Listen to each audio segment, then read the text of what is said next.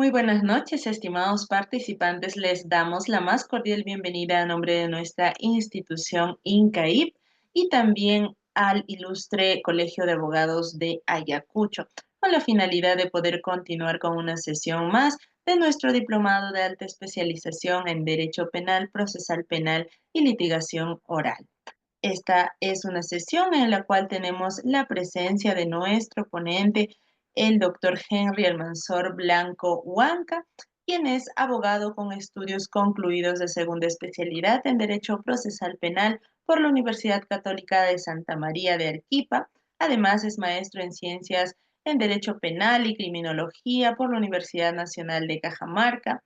Asimismo, es doctorando en Derecho por la Universidad Nacional Emilio Valdizán y le damos la más cordial bienvenida a INCAIP, estimado doctor, para poder abordar las últimas modificatorias en el rol de la Policía Nacional del Perú en el nuevo Código Procesal Penal. Bienvenido, estimado doctor Henry, queda usted con el uso de la palabra. Muchísimas gracias. Un segundo, por favor, voy a compartir mi pantalla.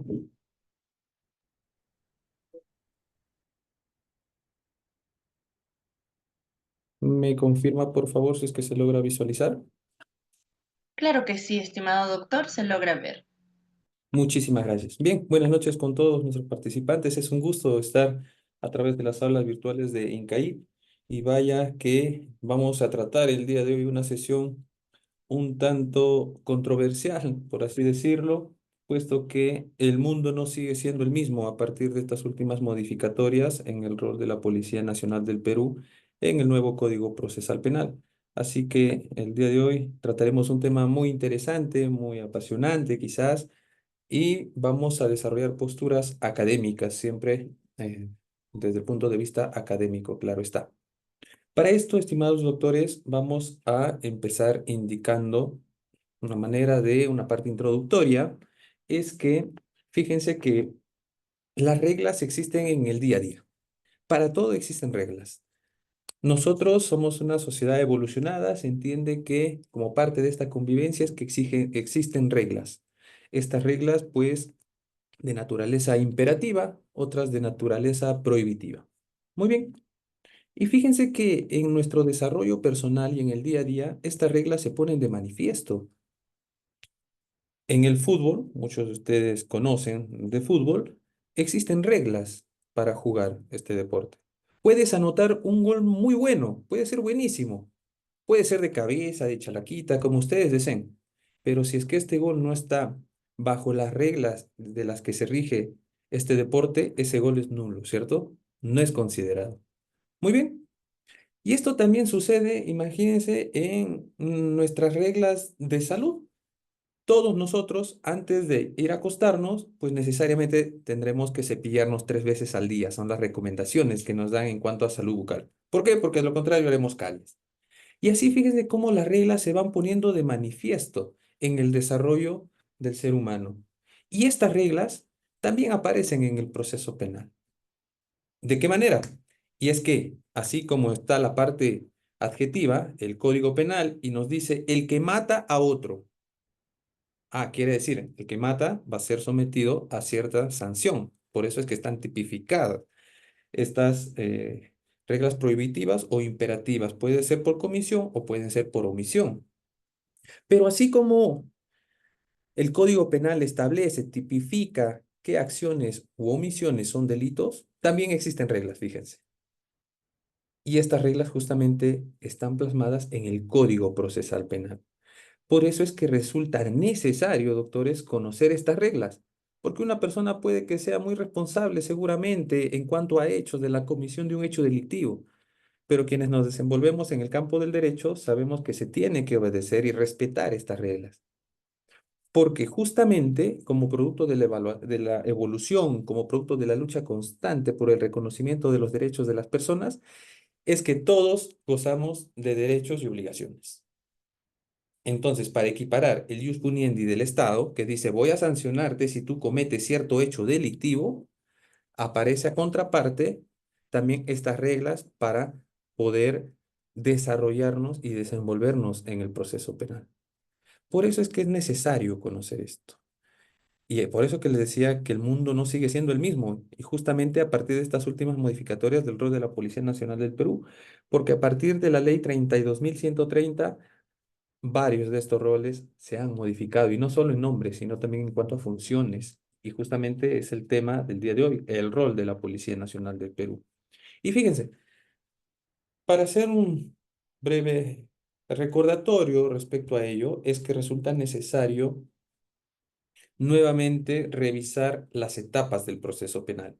Y es que convencionalmente, en el proceso penal hemos dicho que están las reglas, en el proceso penal se divide en etapas, en tres grandes etapas: la investigación preparatoria, la etapa intermedia y el juzgamiento. La investigación preparatoria justamente donde se va a preparar todos estos actos de investigación para ver si es que estamos frente a la posibilidad de vincular a una persona con la comisión del delito.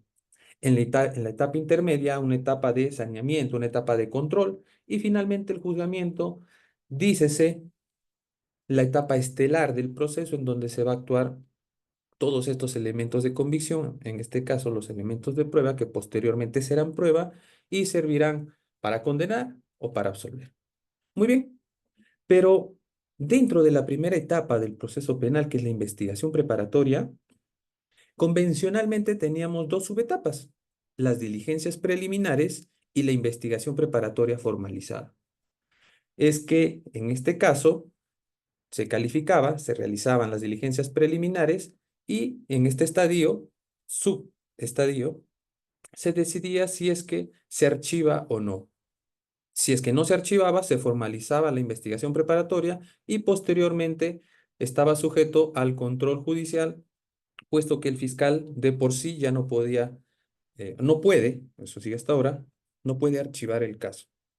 Por ende, o formula acusación o sobreseimiento. Esa era la manera convencional, decíamos. Pero fíjense que a partir de la ley 32.130 esto ha cambiado. Ya no se denomina esta subetapa diligencias preliminares. ¿Cómo así? ¿Y cuál es su nombre ahora? Esta subetapa ha cambiado de nombre y se denomina investigación preliminar.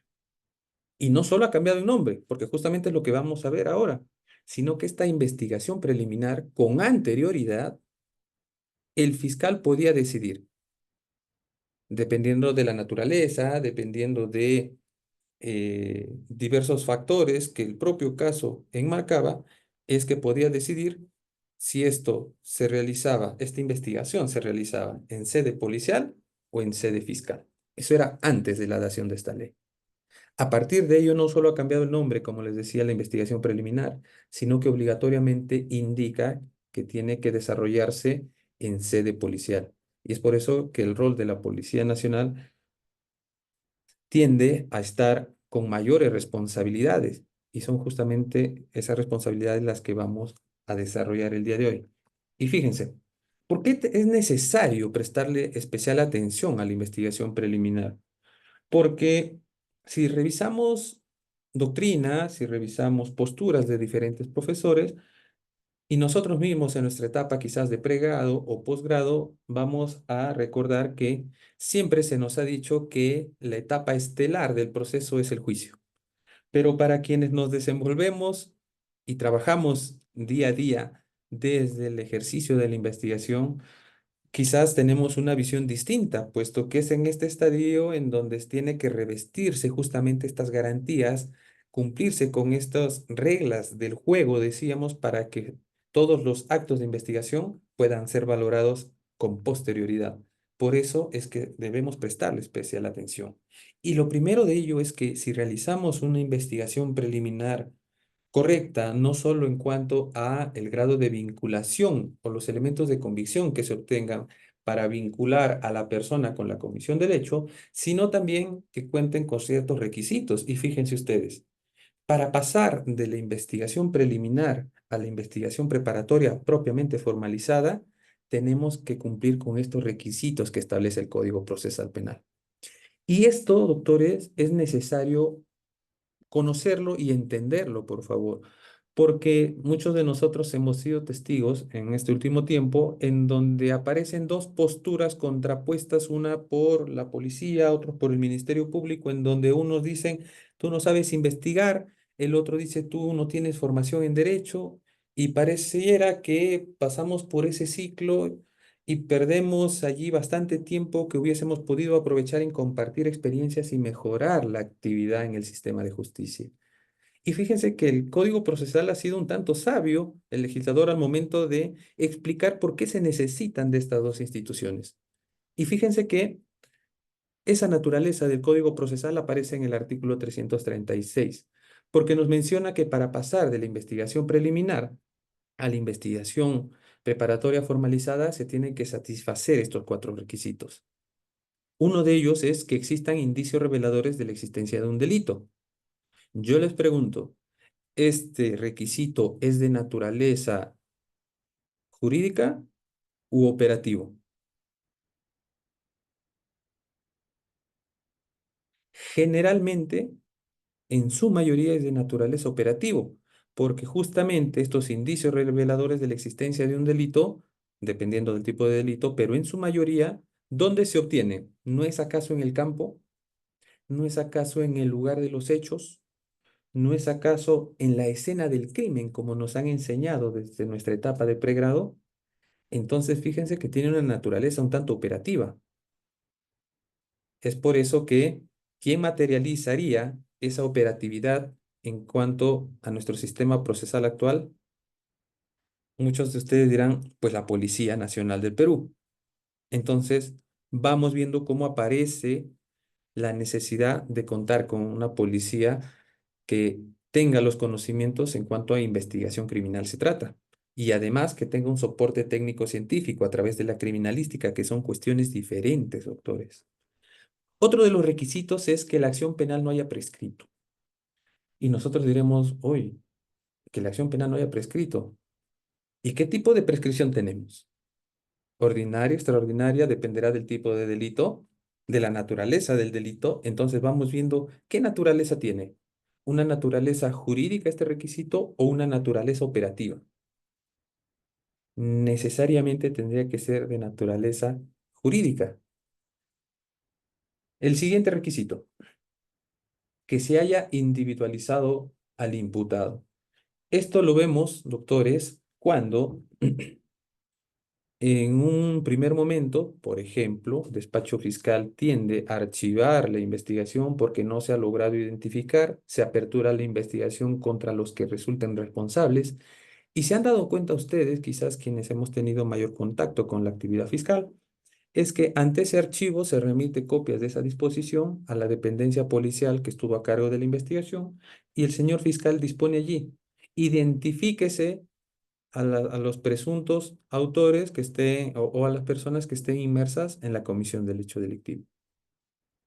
Y está subrayado justamente a sus pantallas, doctores, porque es un requisito de naturaleza operativa. Y nuevamente, necesitaremos entonces para ello a la Policía Nacional a través de sus técnicas de investigación, porque existen técnicas de investigación especial y técnicas convencionales de investigación. Las técnicas especiales de investigación, pues a través de las interceptaciones telefónicas, las interceptaciones postales y otras más que su propia normativa ha regulado.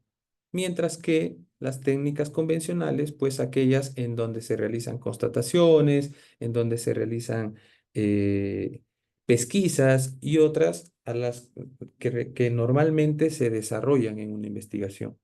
Entonces vamos dos requisitos de naturaleza operativo y uno jurídico. Y finalmente, que se hayan satisfecho los requisitos de procedibilidad si fuera el caso. Nuevamente aparece un requisito jurídico y es por eso que tenemos que entender que de los cuatro requisitos con los que contamos a la fecha, y, eh, fíjense que dos de estos son de naturaleza, podríamos decir, de naturaleza operativa y dos de naturaleza jurídica.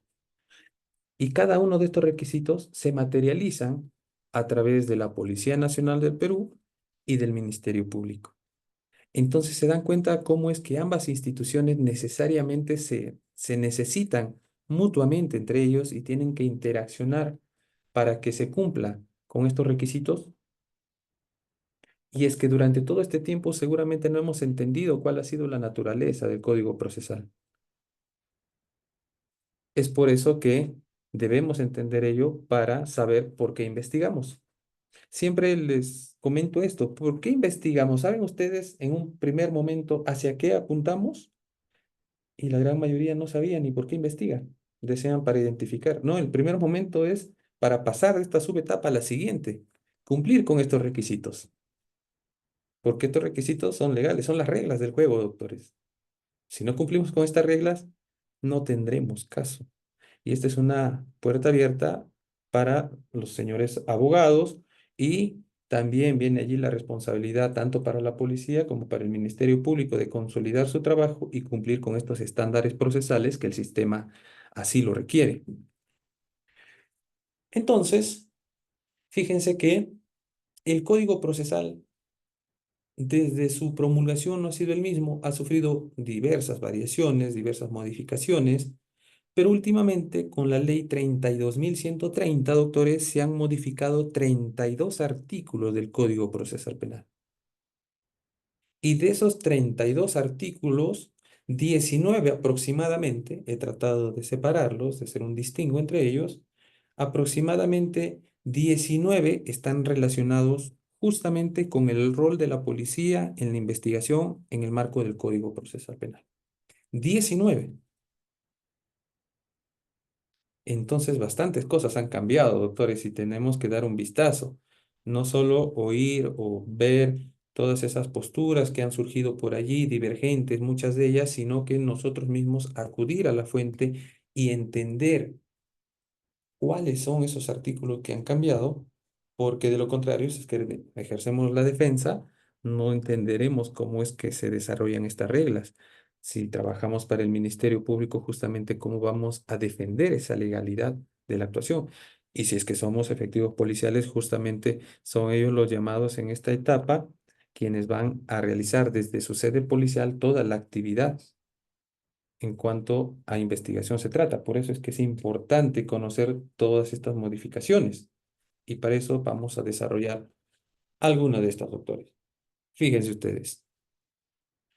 En cuanto a la titularidad de la acción penal, mucho se ha dicho, inclusive si es que ustedes han podido visualizar la audiencia que se desarrolló en el Tribunal Constitucional por parte en donde tuvo participación el Ilustre Colegio de Abogados de la Libertad, representantes del Ministerio Público, del Ministerio del Interior, en fin, un debate muy enriquecedor, si así se quiere, y es por eso que vamos a ver en qué ha variado estas modificatorias en cuanto al rol de la policía.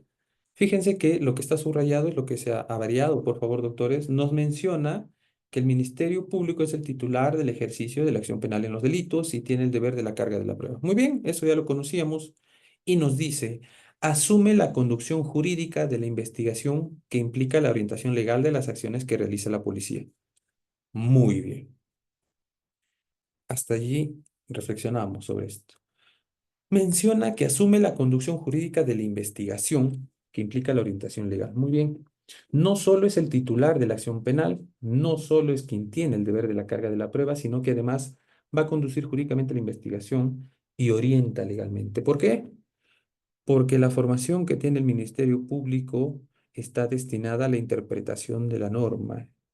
Y para investigar debemos conocer, les decía, ¿qué vamos a investigar? ¿Qué tipo de delito tenemos al frente para investigar? No es lo mismo investigar un homicidio que investigar un robo, doctores. Y yo siempre les digo a aquellos efectivos que se dedican a investigar y les digo, ¿hacia qué apuntas? ¿Tienes un robo agravado? Perfecto. ¿Por qué robo agravado? ¿En cuál de las agravantes se encuentra? Y les decía, no, es que me respondían, es que se ha producido durante la noche el robo. Ah, muy bien. ¿Y qué es la noche? Les preguntaba. Yo les pregunto a ustedes, doctores, ¿y qué es la noche? Muchos de ustedes dirán, ah, la noche. La noche es cuando está oscureciendo. Cuando está oscuro es la noche. La siguiente pregunta sería, doctores, ¿y cuándo empieza la noche? Ustedes dirán, bueno, por donde vivo, a partir de las 7 de la noche. Otros dirán, no, a las 6. Otros dirán, no, depende. Si es que estamos en qué, el doctor Dustin nos dice a partir de las 18 horas. Muy bien. Para el doctor Dustin, la noche es a partir de las 18 horas. Fíjense que hay lugares en donde no anochece a la misma hora. ¿Se han dado cuenta? Son 6:30 de la tarde y sigue sin oscurecer. Para esforzarnos un poco más, existen lugares en donde, países en donde la noche tiende a variar. Ustedes dirán, sí, pero estamos en el Perú. Claro, pero vamos a forzar un poquito más. Entonces, ¿qué es la noche? Y fíjense que eso requiere interpretación, doctores. Y es por eso que esa interpretación justamente las va a materializar el señor fiscal y le va a decir, ah, ya, señor policía, estamos bajo esa agravante durante la noche. Muy bien. Entonces vamos a demostrar mediante los actos de investigación, vamos a ir a hacer una constatación y ver si el lugar en donde se ha producido el hecho, materia de investigación, tiene alumbrado o no. Porque puedes estar de noche, pero si estás en el Estadio Nacional, en donde tiene un alumbrado formidable, entonces esa cualificante de la oscuridad, porque según una interpretación teleológica que apunta es que durante la noche los mecanismos de seguridad bajan y esta oscuridad sirve para que no solo se aprovechan del agraviado que tiende a estar en sus viviendas generalmente, sino que no se puede identificar a la persona y justamente esa oscuridad de la noche es la que ayuda a que se cometa el delito. Esa es una interpretación, fíjense, jurídica. Pero si no entendemos qué es eso, pues no realizaremos ese acto de investigación. ¿Se dan cuenta cómo una cosa obedece a la otra y hay una relación entre ellos? Por eso es que el señor fiscal le tiene que explicar eso. ¿A qué apuntamos? ¿Qué necesitamos para la investigación? Y no realizar actos de investigación por realizar, sino conducirnos hacia que investigamos. Ah, el delito cometió Henry Blanco en calidad de funcionario. Entonces tendremos que acreditar con algún documento, con algún medio, que es justamente un funcionario, porque si no acreditamos, no estaríamos subsumiendo el hecho en el tipo penal. ¿Se dan cuenta qué tan importante es la función de la orientación legal y que muchas veces no todos conocen? Y eso no es fácilmente comprensible, doctores, porque estamos en un proceso penal y necesitamos esos conocimientos jurídicos. ¿Se entendió hasta allí, doctores? No es nada fácil investigar, ¿se dan cuenta? Muy bien. Nos menciona que así también para la obtención de elementos de prueba, indicios o lo que se considere necesario para la investigación, garantizando el respeto de los derechos procesales de las personas. Muy bien. Y es que las personas que se ven inmersas en un proceso penal tienen que ser respetados en cuanto a sus derechos. Y en su mayoría, y gran parte de esto, es que las reglas del juego, volvemos a lo mismo, es respetar estos derechos. ¿Y dónde se encuentran estos derechos? Que generalmente son vulnerados, ¿no? Y la defensa advierte ello. Es justamente en los derechos del imputado que lo vamos a ver. Entonces, vamos viendo, doctores, por qué es relevante, por qué es importante conocer. Miren, recién vamos un artículo y cuánto hemos reflexionado sobre ello. Asimismo, nos menciona que el Ministerio Público está obligado a actuar con objetividad, pero aquí viene el detalle, indagando por medio de la Policía Nacional del Perú. ¿Por qué decía esto? ¿Por qué dice esto? ¿Por qué esta variación, doctores? Porque habíamos dicho en la diapositiva anterior, recuerdan ustedes, que ahora la investigación preliminar se realiza en sede policial. Eso es lo que dice la ley.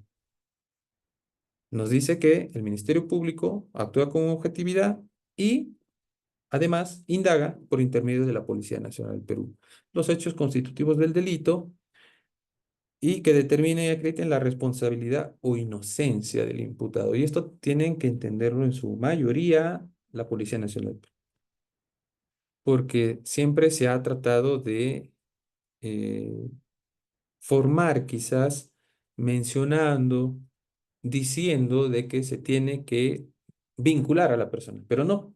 Fíjense que el código menciona que no solo aquellos eh, actos de investigación que vinculen a esta persona, sino también aquellos que demuestren o que ayuden a acreditar que esta persona es inocente.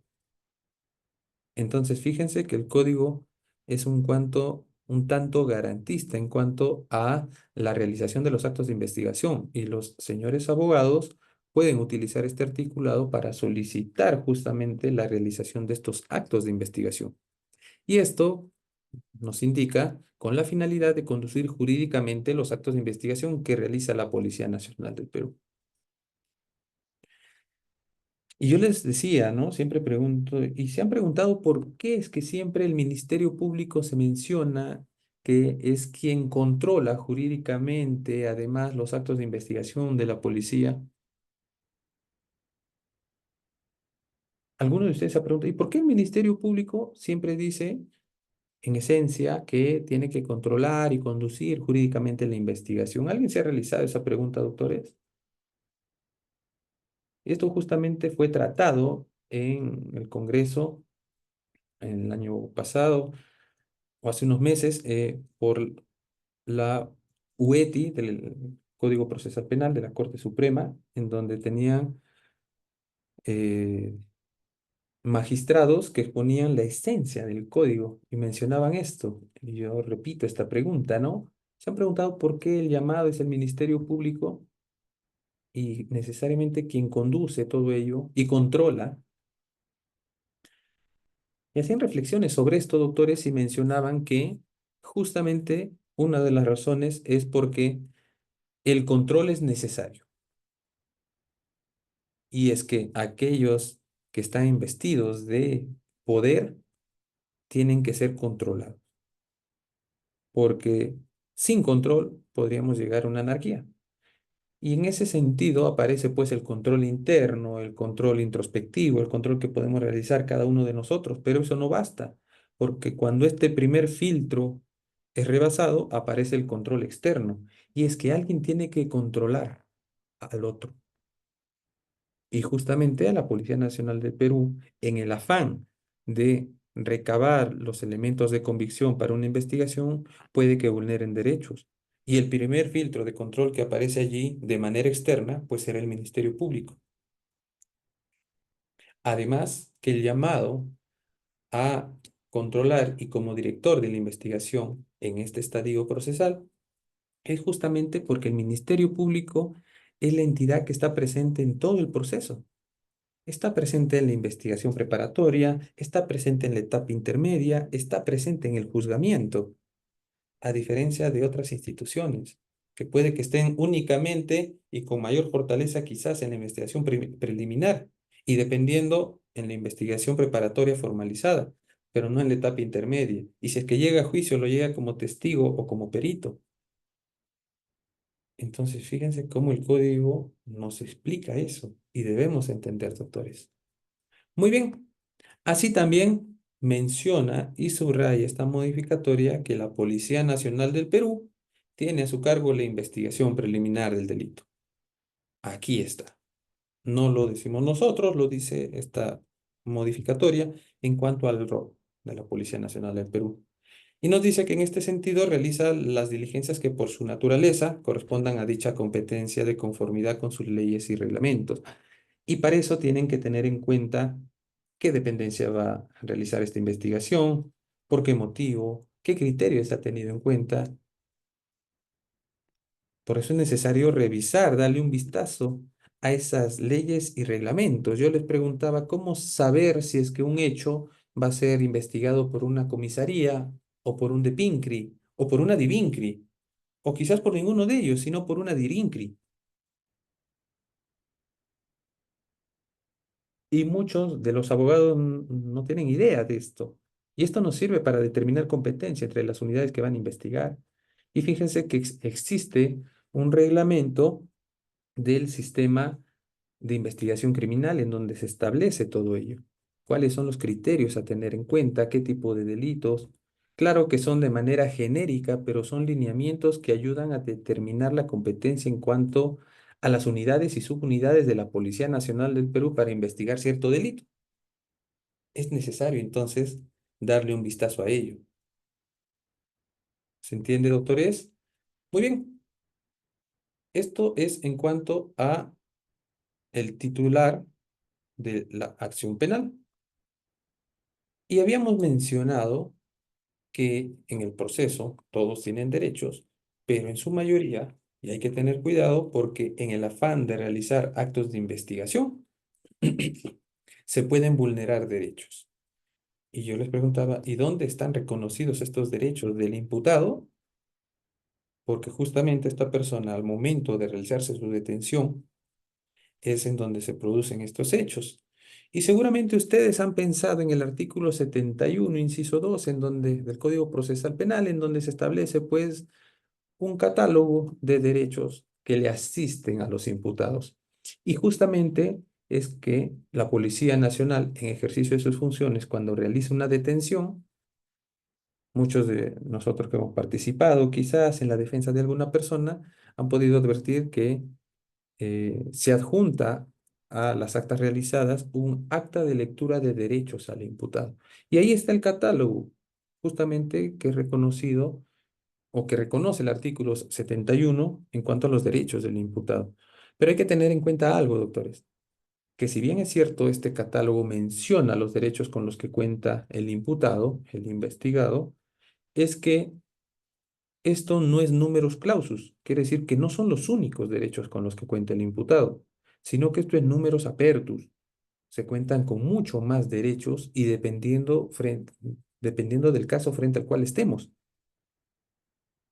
Es por eso que se han consignado únicamente algunos de los derechos. Y ustedes dirán, ¿y por qué se han consignado estos derechos si no todos? Porque cuando una persona es detenida, generalmente, en su mayoría, son estos los derechos que son vulnerados. Por eso es que se subraya estos derechos para que los funcionarios tengan en cuenta ello a manera de advertencia, ¿no? El primer derecho, conocer los cargos formulados en su contra y no solo los cargos en cuanto a decirle el delito, porque si nosotros mismos, doctores, a nosotros mismos, quienes contamos con formación jurídica, se nos hace un tanto difícil, como en la pregunta que les hice, que es la noche, una pregunta sencilla aparentemente, pero algo difícil de entender. Entonces, si para nosotros con formación jurídica en algún momento se nos hace dificultoso entender la normativa, imagínense al ciudadano de a pie. Entonces, no basta decirle qué tipo penal o qué delito, sino en qué consiste ese delito. Y es por eso que la comisión de ese hecho conduce a la detención de esta persona. Por eso nos indica que se le tiene que expresar la causa o el motivo de dicha medida, entregándole además esta orden de detención para que él pueda tener conocimiento de manera escrita por todo ello y de tener alguna duda pueda dar lectura al mismo. Nos menciona designar a la persona o institución a la que debe comunicarse su detención y que dicha comunicación se haga de forma inmediata.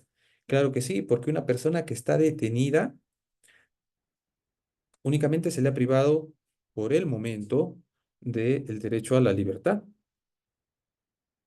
Pero esta persona sigue contando con otros derechos, con otras necesidades, doctores, en cuanto a alimentación, si es que es una persona que depende de algún medicamento, imagínense ustedes, en cuestiones de salud, necesita pues de una pasta de dientes, un cepillo y múltiples necesidades que pueden surgir. ¿Y quién va a cubrir esas necesidades si esta persona está detenida?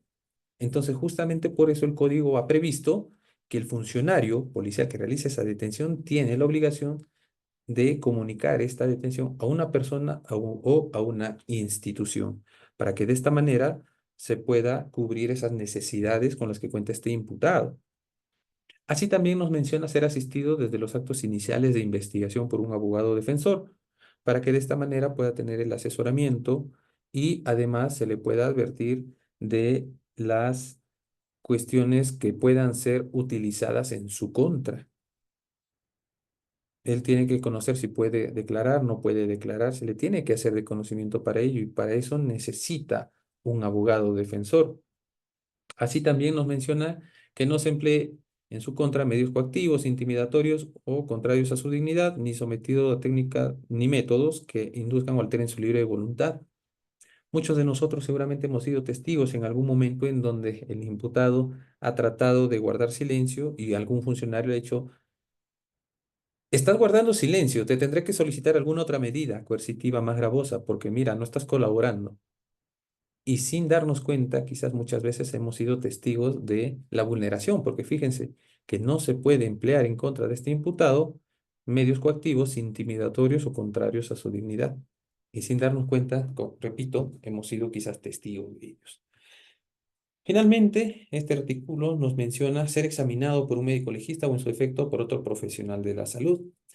Y yo creo, doctores, de manera muy modesta, que no solo es un derecho que le asiste a la persona, sino además que es un medio de garantía para que a esta persona se pueda determinar el estado de salud en el que se encontraba al momento de ser detenido. Y esto le va a ser de utilidad al funcionario que está a cargo de su detención y de su cuidado mientras dure la misma. Por eso es que no debemos ver esto no solo como un derecho en cuanto a la persona detenida, sino también en cuanto a una garantía para los funcionarios que se encuentran a cargo del mismo. Y para plantear un ejemplo, doctores, de que tenemos muchos más derechos, les planteaba el ejemplo de, imagínense ustedes, de tener a una persona detenida y que sea un extranjero. Aparte de estos derechos, ¿acaso no tiene el derecho de ser asistido por un traductor? Y ese derecho no se encuentra enmarcado en el artículo 71. Por eso les decía que estos derechos no son números clausus, son números apertus. Tenemos muchos más derechos. Imagínense ustedes también contar con una persona con habilidades especiales que no pueda hablar. Entonces necesitaremos, en este caso, en un traductor. Y así, dependiendo del caso en concreto frente al cual estemos, necesitaremos de brindar y velar por la protección de estos derechos de la persona, ¿no? Ahora, todo esto tiene que quedar, ya que tenemos conocimiento, de manera documentada, de manera pronta, y además de explicarle cuál es la manera de ejercer todos estos derechos a esta persona. Puede que suene como un idealismo, pero doctores, aspiramos a ello, ¿no? A que se respete y podamos desarrollar el proceso penal bajo estos estándares con que contamos. Muy bien, continuamos con el articulado en cuanto a las modificatorias y fíjense que las diligencias de la investigación preparatoria también han cambiado. Y acá nos menciona que, miren, la investigación preliminar, subraya eso, es una subetapa de la investigación preparatoria. Tiene un reconocimiento y de manera literal, si se dan cuenta en este punto.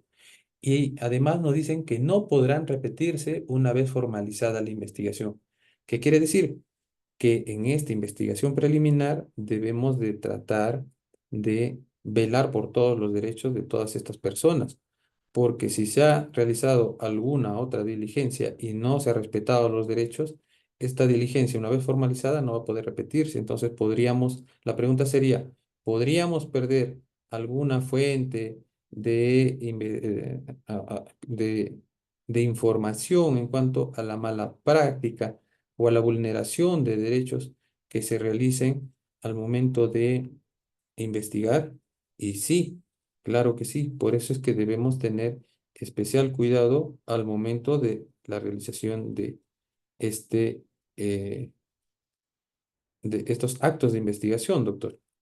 Mucho cuidado con ello. Así también nos menciona que procede únicamente su ampliación, más no la repetición, una vez que se advierta algún defecto en él o ineludiblemente deba completarse con la incorporación de nuevos elementos de convicción. Ahora, la investigación preparatoria, nos menciona, se divide en dos subetapas, lo que les decía en la parte introductoria. La investigación preliminar, y acá ya viene, determina la función y la responsabilidad de cada una de las instituciones, fíjense, y nos menciona que la investigación preliminar realizada por la Policía Nacional del Perú con la conducción jurídica del Ministerio Público y también se cuenta con la investigación preparatoria formalizada dirigida por el Ministerio Público con el apoyo en la realización de diligencias de investigación. Esto es necesario subrayarlo, doctores, porque si es que tenemos en nuestra sala virtual algún fiscal, algún señor representante del Ministerio Público, han habido ciertos problemas con la implementación de la ley 32.130, doctores, porque, y yo he sido testigo de ello, existían carpetas que empezaron a ser remitidas a sede policial y muchos efectivos decían, no, no, esta carpeta ha sido aperturada con anterioridad a la ley. Entonces, yo le devuelvo porque la ley dice obligatoriamente en sede policial a partir de la ley. Y esto se soluciona con razonamiento puro, doctores.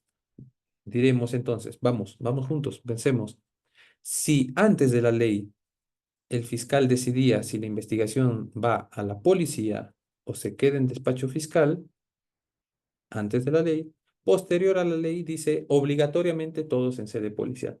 Entonces, bajo ese razonamiento, el fiscal ha decidido pues que esta carpeta anterior a la ley se desarrolle en la dependencia policial y el efectivo policial cree que porque fue anterior no puede realizar la investigación. Sí, sí puede, porque así lo ha decidido el Ministerio Público. Entonces hay que tener especial cuidado, doctores, y hacer entender a los funcionarios policiales cómo funciona esto, y no porque se haya producido después de emanada la ley, es que no se pueda realizar en sede policial, como ya lo hemos revisado. Así también, en cuanto a la investigación preliminar, el artículo 330 ha sufrido una modificación y nos dice, recalca nuevamente, la investigación preliminar del delito está a cargo de la Policía Nacional Perú con la conducción jurídica de la policía. Eso ya lo entendemos. Muy bien, perdón. Acá menciona algo interesante. Todo lo que está subrayado es lo que se ha agregado, por favor. Y nos menciona, la investigación preliminar tiene por finalidad inmediata realizar los actos urgentes, inaplazables, destinados a determinar si han tenido lugar los hechos objeto de conocimiento. Muy bien. Y además nos dice a individualizar a las personas involucradas en los hechos, incluyendo los agraviados, y dentro de todos los límites que existen en la ley. Y como finalidad inmediata nos dice investigar los hechos identificando, ubicando, capturando o citando a los presuntos autores. ¿Qué quiere decir? Nos está mencionando, doctores, que la investigación preliminar tiene dos finalidades. Dos. Entonces, ¿por qué investigamos? ¿O cuál es el objeto de la investigación preliminar? Acá está la respuesta. Tiene dos finalidades, una inmediata y otra mediata. La inmediata en cuanto a los actos urgentes e inaplazables y la mediata para investigar los hechos, pero además ubicando, capturando o citando a todos los presuntos autores y para quienes hayan participado en el hecho materia de investigación, fíjense ustedes. Entonces, nos dice además que se tiene que tener en cuenta que estos van a ser puestos a disposición de el fiscal con el informe respectivo para que éste decida sobre la formalización o no de la investigación preparatoria. Y para eso el fiscal va a decidir a su libre albedrío. No, tiene que satisfacer, habíamos visto, recuerdan ustedes, en la diapositiva anterior, los cuatro requisitos necesarios para formalizar esta investigación. Entonces, ¿cómo es que un artículo tiene que concatenarse con el otro, si se dan cuenta? Entonces, vamos viendo ello y es necesario hacer una lectura, una interpretación en conjunto de todo y no de manera aislada. Así también debemos tener en cuenta que el fiscal es quien conduce jurídicamente la investigación preliminar. Ya está subrayado y a manera de estribillo estamos repitiendo todo esto, pero es lo que se ha agregado y lo que se ha modificado en el Código Procesal. la cual es llevada a cabo por la Policía Nacional del Perú, así como la investigación preparatoria. Entonces, tanto en la investigación preliminar como en la investigación preparatoria, el fiscal, recalca, el fiscal no desaparece, doctores, el fiscal en ningún momento. No, no, no, no desaparece. Es más, se consolida mucho más el trabajo del fiscal y dice que el fiscal es quien conduce jurídicamente la investigación preliminar y la investigación preparatoria. Todo esto de acuerdo al principio de legalidad, porque la propia ley ha investido de esta facultad al Ministerio Público. Por eso es que hay que tenerlo en cuenta. Y nos dice, la Policía Nacional del Perú cumple los mandatos del Ministerio Público en el ámbito de su función. Y acá ha habido bastantes inconvenientes, doctores, porque muchos miembros de la policía decían, no, pero ¿por qué me tiene que mandar el fiscal? ¿Por qué él tiene que disponer y yo obedecer a esto? Y fíjense que aquí hay un error, porque cuando dice mandatos no se refiere pues a una subordinación que puede existir, porque no puede haber entre ellos subordinación, ya que son instituciones distintas, una cuenta con grados, jerarquías, la otra no. Entonces, no puede haber ese tipo de subordinación. Lo que existe y lo que manda el Código Procesal es que se cumpla las disposiciones emanadas por el Ministerio Público. Y no son disposiciones en cuanto a órdenes, son disposiciones porque así se llama este tipo de actuación. La actuación fiscal en el ejercicio de su función pueden ser de tres tipos, todos conocemos eso, pueden ser disposiciones, providencias y requerimientos. Entonces, es justamente parte de la actuación fiscal, no es porque sea una disposición que ordena. Así se denomina el documento. Entonces, hay que tener bastante cuidado, doctores, porque esto puede generar algunos inconvenientes en cuanto a su entendimiento. Así también nos menciona las atribuciones y obligaciones en cuanto al artículo 61 y nos dice que el fiscal conduce jurídicamente la investigación preparatoria y acá está una variación muy interesante y nos dice que dispone de inmediato. Antes no estaba esto, doctores. Dispone de inmediato en caso de delito flagrante o de existir detenido. Muy bien. Dos supuestos. Tienes un detenido en flagrante delito o estás frente a una denuncia en flagrancia y estos hechos son comunicados por la policía al señor fiscal. El fiscal en estos dos supuestos inmediatamente tiene que disponer. De inmediato. Muy bien. ¿Qué dispone? El inicio de la investigación preliminar. ¿Y por qué es necesario, doctores, que él disponga? Entonces, la policía no puede realizar actos de investigación en cuanto a no tenga la disposición de inicio de investigación preliminar. Sí, ya lo hemos visto, realiza los actos urgentes, inaplazables, menciona, pero ¿por qué es necesario esto? Porque jurídicamente nos están diciendo que el proceso ha empezado y para que tengan conocimiento que en este momento es donde el fiscal va a realizar una primera calificación del delito. Claro, porque si tenemos el detenido en flagrante delito o un hecho denunciado en flagrancia, es puesto en conocimiento y el fiscal va a hacer una calificación para aperturar el inicio de la investigación preliminar. Se dan cuenta, el fiscal no desaparece en ningún momento, doctores. Consolidan su trabajo. Y esto es de muchísima ayuda. Desde nuestra modesta postura decimos que nos ayudan mucho, porque nos podemos equivocar, claro, y nos equivocamos bastantes veces, pero con el trabajo del señor fiscal es que él puede reconducir inmediatamente ante la toma del conocimiento esa calificación para ponerle en conocimiento a los sujetos procesales de qué tipo de delito estamos investigando. Entonces, miren qué interesante es esto. Flagrante delito inmediatamente. Muy bien. Y acá agrega algo más. En el término no mayor de 24 horas en los casos de delitos de tráfico ilícito de drogas, terrorismo, sicariato, extorsión, criminalidad organizada y feminicidio. Hasta 48 horas, no mayor. Y acá agrega algo más. Y cuando no hay detenido y no hay flagrancia, ya, nos menciona que hasta en el plazo de 48 horas. esta disposición puede ser remitida hasta en el plazo de 48 horas. Y eso, insisto, es de muchísima ayuda. Pero acá viene el problema, porque en la operatividad y en la práctica, doctores, esto sí nos ha generado algunos inconvenientes y nos hemos reunido muchas veces con ambas instituciones. ¿Por qué motivo?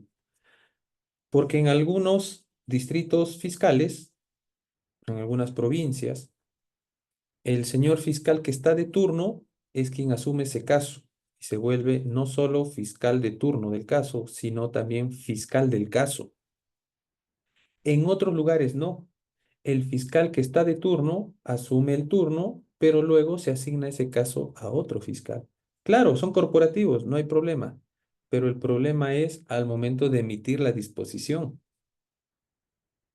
Ahora, para que se disponga de inmediato el inicio de la investigación preliminar, ya necesitaría asignar muchas veces el número de caso o de carpeta fiscal que se está aperturando. ¿Y es de mucha ayuda? Claro que sí.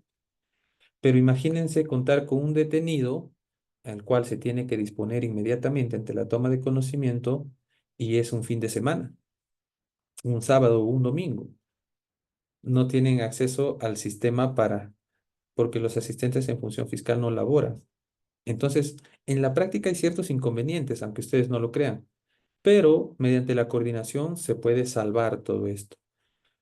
Otros casos hemos visto en donde no se remite la disposición inmediatamente y al momento de ser ingresado se puede generar duplicidad de casos. Entonces vamos viendo cómo es de vital relevancia y ha cambiado en mucho, no solo, si bien es cierto, nuestro tema el día de hoy, doctores, es conocer las modificaciones del código a partir del rol de la policía, pero fíjense que estas modificaciones también repercuten en la actividad fiscal. Entonces, es muy interesante porque nos abre espacio a que, eh, a que podamos conversar y establecer mecanismos de comunicación y solución entre nosotros, doctores, que es finalmente lo que necesitamos. Ahora, nos menciona el doctor Alexis en la caja de comentarios, doctor, ¿y qué pasa si Fiscalía emite la carpeta fiscal en una semana en caso de no haber detenido ni flagrancia? Es decir, emite la disposición fuera del plazo, porque aquí la ley nos dice que en casos de no flagrancia tiene que ser máximo 48 horas. Y el doctor nos dice, si lo envía después de una semana, trae consecuencias.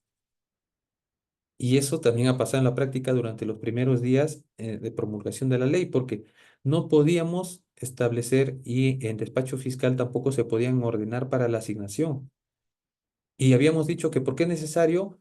Porque nos da a conocer que el proceso ha empezado. Entonces, ¿podría traer responsabilidades? Claro que sí, porque si la ley te dice hazlo inmediatamente y tú no lo haces, puede traer responsabilidades, doctores. Por otra parte, los abogados de la defensa ahora, lo primero que hacen al acudir a una dependencia policial, teniendo en consideración que las investigaciones se realizan en sede policial, lo primero que preguntan es, ¿y la disposición no me ha hecho llegar? Doctor, señor efectivo policial, permítame usted la disposición de inicio de la investigación preliminar y no se tiene la disposición.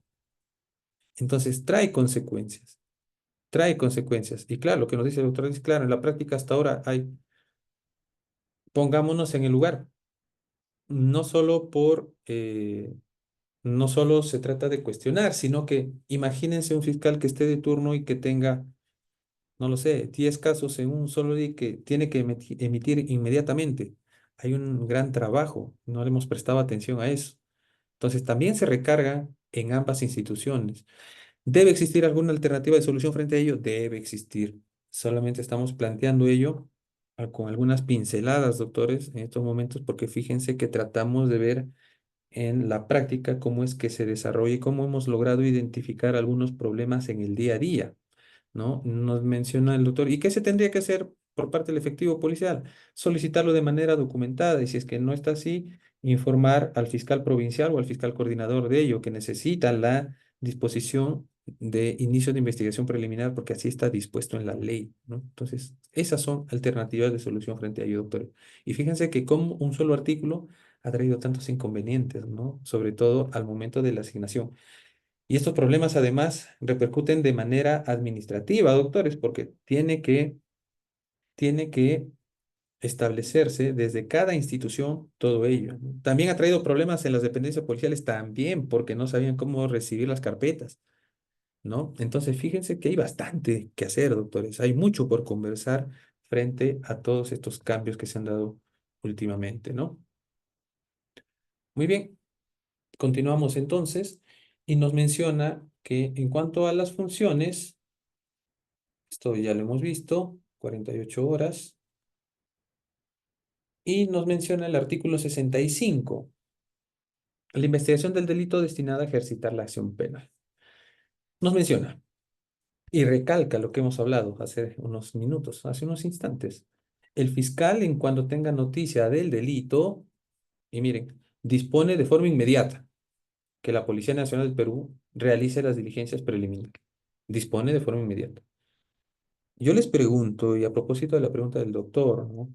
Si la ley te dice dispone inmediatamente y tú no lo haces, ¿estarías frente a una omisión? Podría ser. Entonces, hay que tener especial cuidado y más allá de establecer responsabilidades, hay que establecer estos puentes de comunicación, doctores. Nosotros hasta el momento hemos tenido múltiples reuniones de coordinación porque esto requiere ello. Esto trae espacios que no se van a solucionar a través necesariamente de establecer responsabilidad en cada uno de los funcionarios, sino de establecer puentes de comunicación para ello. ¿Cómo solucionamos esto? Es necesario entonces que los representantes de ambas instituciones, dependiendo del lugar en el que se encuentran, establezcan ello. Así también nos menciona, el fiscal dispone el inicio de la investigación preliminar, precisa el objeto, ¿a qué apuntamos? Ah, si estamos frente a un delito de hurto, ¿qué tenemos que hacer? Acreditar la preexistencia del bien, ¿no? Entonces se dan cuenta cómo dependiendo al tipo de delito que estamos investigando, vamos a realizar esos actos de investigación y el objeto, ¿a qué apuntamos? Los plazos. Los plazos no van a ser los mismos. Existen casos que requieren de mayor tiempo, de mayores actuaciones, de mayores actos de investigación y dependiendo de ello es que se debe establecer ese plazo. Y de ser el caso, las formalidades específicas que deben de reunir estos actos de investigación realizados por la policía para garantizar su validez. Existen formalidades en el código que así tienen que realizarse. Una de ellas es no solo formalidad, sino que es un derecho el de garantizar la defensa del imputado, por ejemplo, a través de su abogado defensor. En cuanto a formalidades, es que se notifique en cuanto a las actuaciones que se van a realizar de ambas partes para que tengan conocimiento y si así lo deciden puedan participar en estos actos de investigación. Porque esto podría traer con posterioridad una nulidad de esa actuación, de ese acto de investigación. Entonces, ¿quién es el llamado a recalcar esto? El señor fiscal, para que justamente estos actos sean válidos, nos menciona. Muy bien. Así también nos menciona que corresponde decidir al fiscal la estrategia jurídica. Es decir, ya lo decíamos, ¿frente a qué delito estamos? Ah, ya, a un delito de, no lo sé, aborto. Es un delito que se me ocurre. Entonces, ¿qué tendremos que acreditar? Que la persona justamente estaba embarazada. Será uno de los primeros actos de investigación en realizar.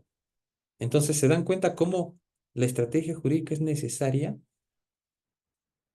Ah, ya, es una lesión. ¿De qué tipo? ¿Puso en riesgo la vida de la persona? Ah, estamos frente a una lesión grave.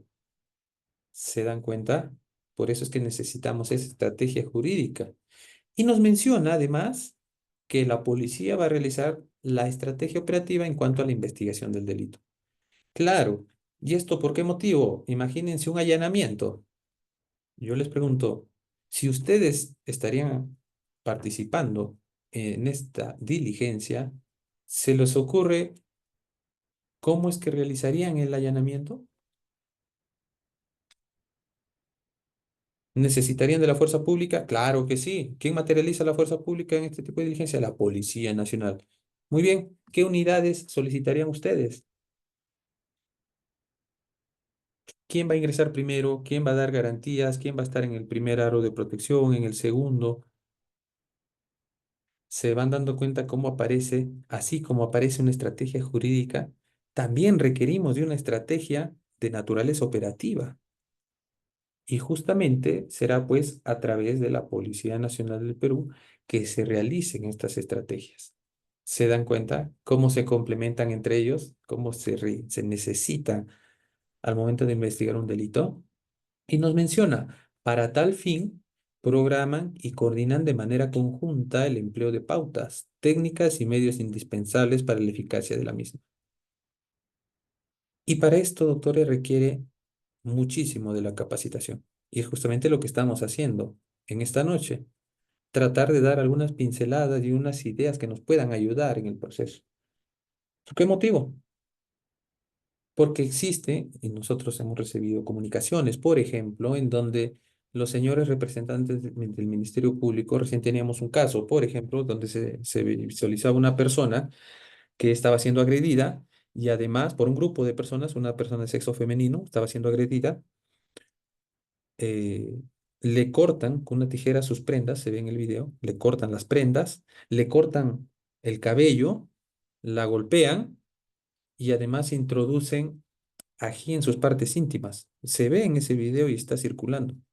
Entonces, frente a ese hecho, el fiscal decía, la parte agraviada ha traído a la dependencia policial en presencia del fiscal, ha traído las prendas y ha traído restos de cabello.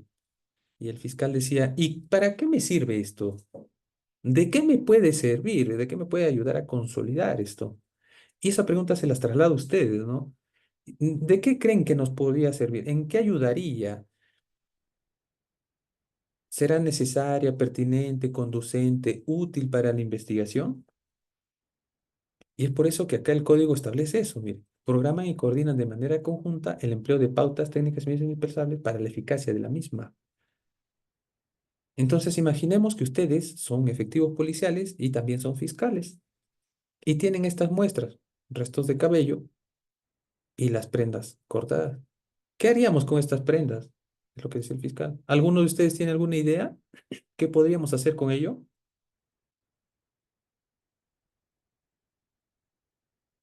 ¿A nadie? Y es justamente esto, ¿no? Y es la esencia a lo que se dirige este articulado. Y yo le comentaba, ¿no? Ah, muy bien, tenemos el cabello, hay que pedir una pericia biológica en donde nos digan si es que este cabello ha sido cortado o ha sido arrancado. Ah, tenemos el video en la visualización, se va a consolidar con ello. ¿Sería de utilidad? Estamos agotando los medios. Las prendas de vestir. En el video se ve que hacen el ademán con una tijera. Efectivamente se cortó. Ah, vamos a ver si la prenda está rasgada o está cortada. Y además tiene unas manchas rojizas. Ah, vamos a ver si esas manchas son de sangre. Efectivamente. Entonces, ¿quién hace eso? El ingeniero, a través de una pericia física de prendas. Entonces, se dan cuenta, doctores, cómo sirve y por eso es necesario sentarnos a la mesa y decir, muy bien, vamos a, como dice el artículo, programan y coordinan de manera conjunta. Se dan cuenta qué tan importante es coordinar y programar entonces este empleo de pautas y técnicas. Nos consolidamos y brindamos alternativas de solución que van a consolidar estos actos de investigación, doctores. Pero para eso, insisto, necesitamos capacitación, porque si ninguno de los funcionarios encargados o que tienen mayor actividad en la investigación preparatoria no se encuentran debidamente capacitados, entonces, ¿de qué podemos conversar, no? No podríamos ayudarnos entre nosotros. Muy bien.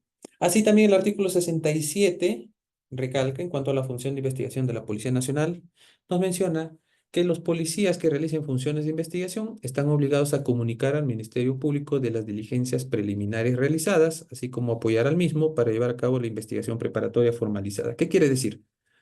Que ante la, los actos de investigación que se vienen realizando, estos tienen que ser puestos en conocimiento del fiscal. Se tiene que coordinar permanentemente, porque ya lo hemos visto, que el fiscal no desaparece en ningún momento.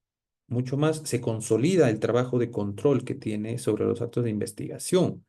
Y así también nos menciona que puede apoyar incluso durante la investigación preparatoria formalizada.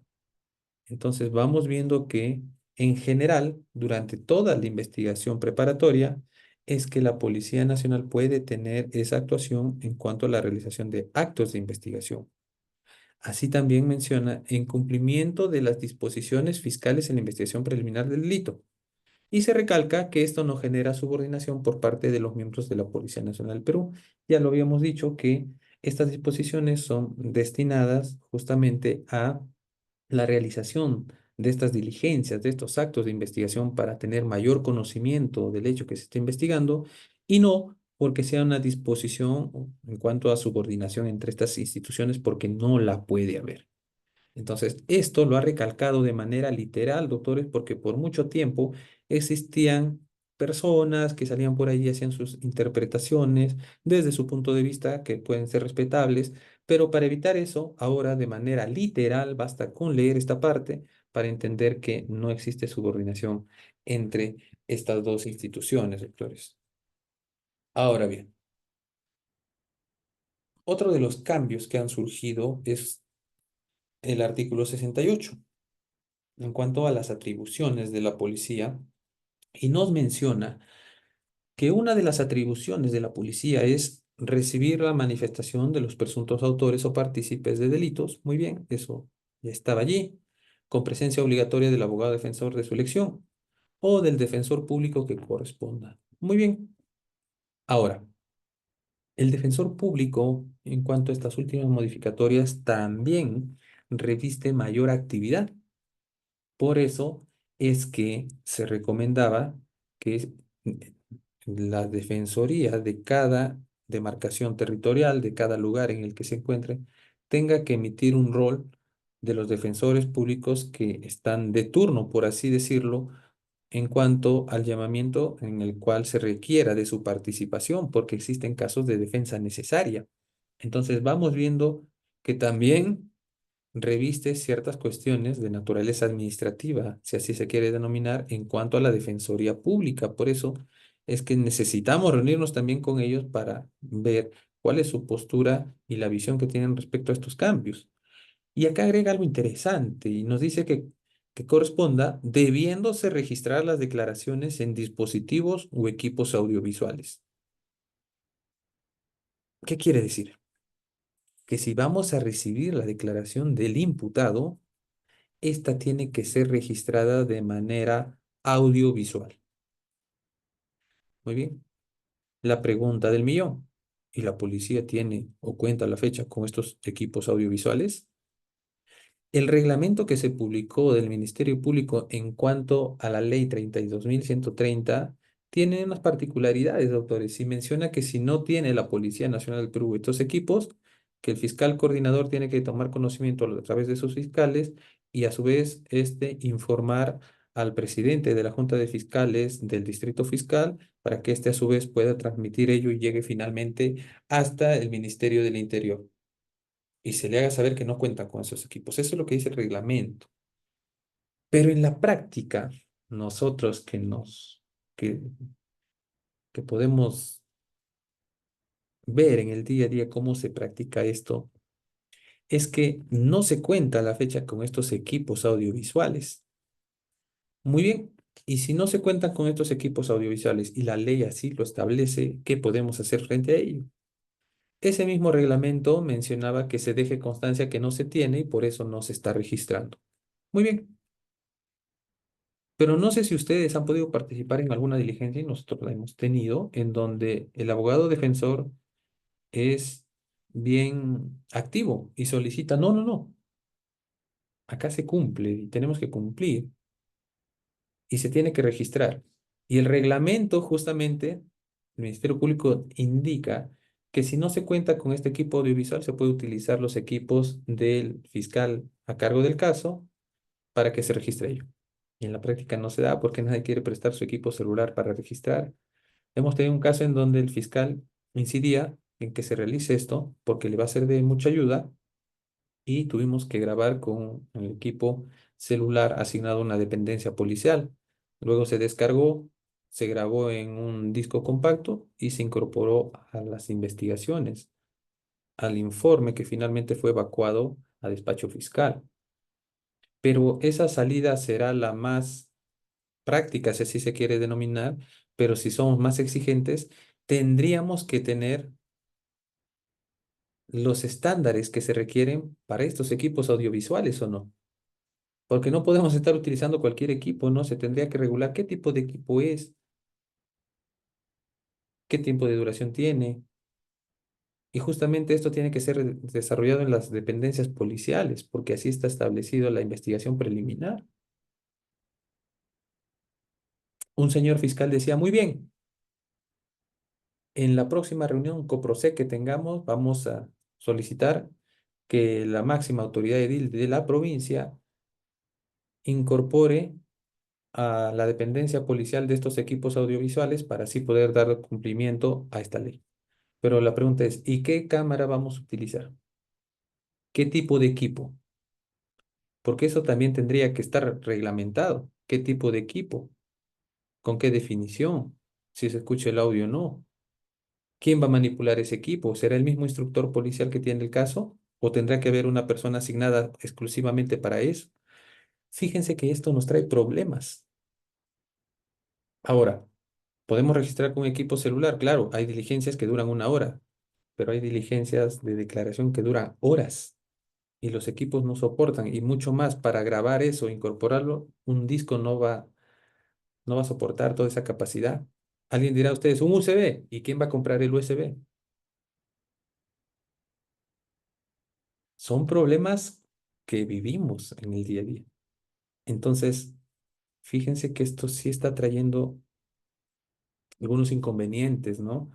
Que de manera conjunta se tratan de resolver, sí, pero requieren especial atención. Así también nos menciona cuál es el motivo por el cual se registran o el legislador está tratando de que se registre de manera audiovisual las declaraciones de los imputados. ¿Ustedes se han preguntado por qué? ¿Por qué quieren que grabemos las declaraciones de los imputados? ¿Por qué creen ustedes? Y esto tiene un motivo, porque en la práctica, primero, no estamos siendo fieles al momento de plasmar la declaración. No estamos siendo fieles. Es decir, lo que dice la persona no lo estamos plasmando tal cual. Nosotros estamos en una provincia, en la parte de la serranía, hemos visto casos en donde el imputado dice, sí, y me arrimé o estaba caminando y cuestiones así, unas palabras que no se pueden entender. Y el instructor le pregunta, a ver, ¿y qué es eso? No, me arrimó, dicen algunos, me arrimó hacia un... ¿Y qué es eso? No, me empujó. Ah, ya, me empujó. Y de cierta manera estamos distorsionando, aunque ustedes no lo crean, esa versión. Porque en todo caso tendríamos que el significado colocarlo entre paréntesis, ¿no? Para aclarar eso, pero no cambiar la esencia. Por otra parte, se ha advertido, y si es que revisamos y somos un tanto más meticulosos, que tanto en el Ministerio Público como en la Policía Nacional al momento de recabar declaraciones, doctores, no obedecemos las reglas ortográficas. Y ese no obedecimiento o desconocimiento de las reglas ortográficas, aunque ustedes no lo crean, puede cambiar en mucho una declaración en ambas instituciones. Una coma, un punto y coma, un punto seguido, varía muchísimo una declaración. Y al variar puede cambiar hasta la versión. Y eso no lo hemos advertido, doctores. Y nos estamos olvidando de esos detalles y nos damos cuenta. Por eso es que el legislador ha previsto eso y dice, ah, no, mejor hay que registrarlo. Y se consolida la declaración con lo que está allí. Si hay alguna observación o una ambigüedad, revisamos el registro audiovisual y saldamos todo eso.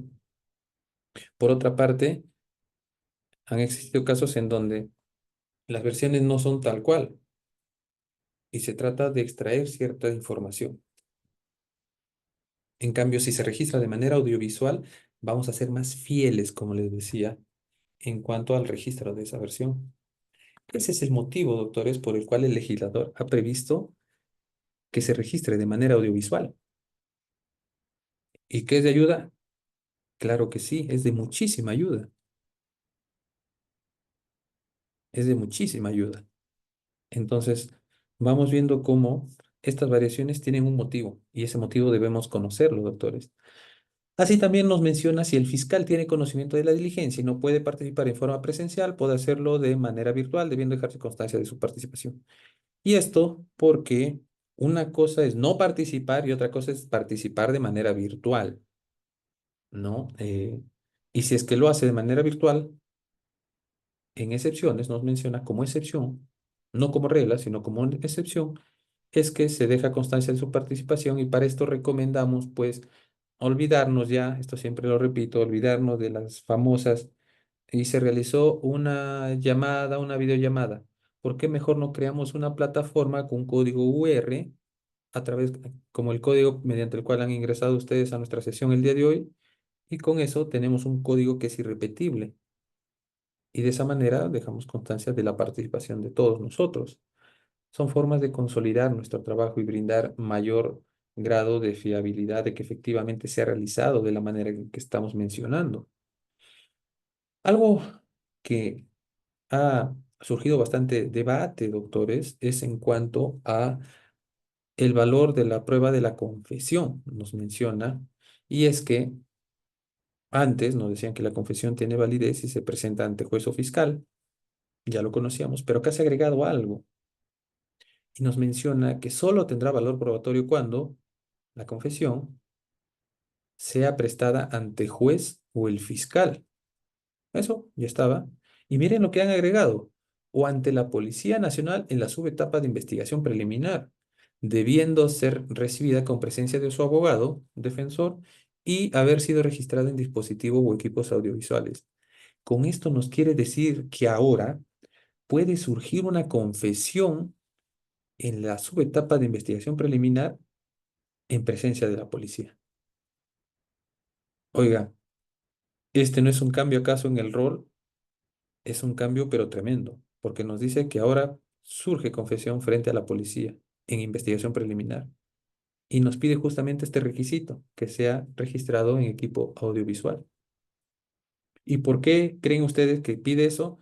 Justamente por la explicación que les acabo de decir, para tener mayor fiabilidad, ser más fiables, ser más fidedignos al momento de reproducir esta confesión que ha surgido por esta persona, por este investigado, ¿no? Entonces, fíjense cómo es de importante cumplir con estos requisitos y si así lo quieren denominar formalidades, ¿no? Esto del registro audiovisual podría ser una formalidad, claro que sí, porque nos dice, si no está así, no es confesión.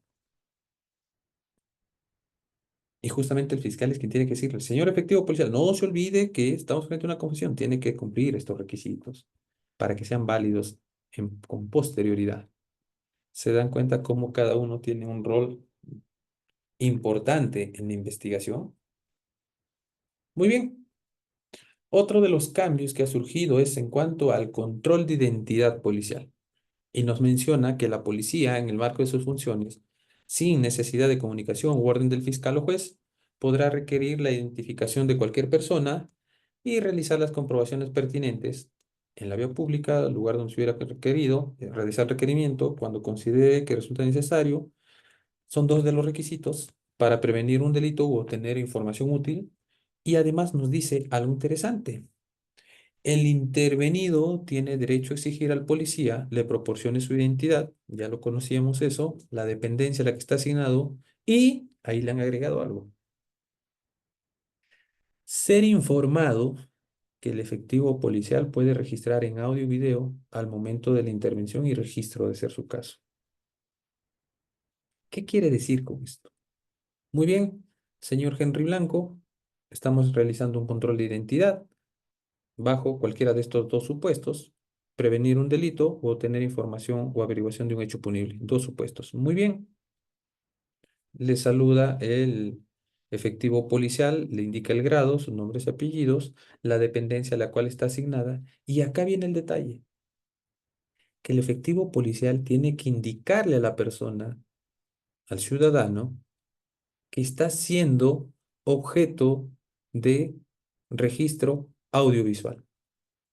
Es decir, yo, si es que soy el efectivo policial, al ciudadano le tengo que informar que estoy grabando este control de identidad. Es un derecho que le asiste al ciudadano. Por ende, será un deber en el efectivo policial informarle que está siendo grabado. Y yo siempre digo esto, ¿y por qué? Hay que preguntarnos el porqué de las cosas, doctores, para entender cuál es la finalidad. ¿Se han preguntado ustedes por qué ahora el código en estas últimas modificatorias indica que el policía le tiene que informar al ciudadano que está siendo grabado, registrado en audio y video, ¿no? Dice. ¿Se han preguntado? ¿Se han hecho esa pregunta? ¿Por qué? Y esto tiene una explicación muy sencilla, porque justamente el funcionario no puede inducir a la comisión de algún hecho que atente justamente contra el mismo ciudadano. Es decir, si yo no sé que me están grabando, yo podría tener otro tipo de accionar o no. Claro, entonces por eso es que me tienen que indicar que están grabando para yo tener conocimiento de ello. ¿Por qué? Porque la misma autoridad no puede coadyuvar a que se vulneren algún tipo de estándares o las reglas que así ha establecido el Código Procesal. Por eso es que tenemos que hacer valer ese derecho, si es que así lo quieren, al momento de ser registrados de manera audiovisual. Esa es una de las variaciones que ha traído el control de identidad, doctores. Y no olvidemos, pues, que el control de identidad se basa en cuatro principios importantes y que si uno de estos principios se derriba, pues efectivamente estaremos frente a la caída de esta diligencia de control de identidad. El primero de estos es la necesidad, y es que el funcionario policial tiene que preguntarse qué tan necesario es que se realice esto. ¿En qué supuesto estoy? ¿Para prevenir o para averiguar un hecho? No se puede, y el Tribunal Constitucional ya lo ha establecido así, no se puede realizar de manera deliberada o a su libre albedrío el control de identidad. Si una persona está caminando y aparece un efectivo de manera improvisada, no le puede decir, muéstrame tu DNI. No tienes. Ah, ya. No me estás mostrando. Esto es desobediencia, por si acaso. Entonces, la necesidad es el primero de los principios que se tiene que advertir al momento de realizar un control de identidad, doctores.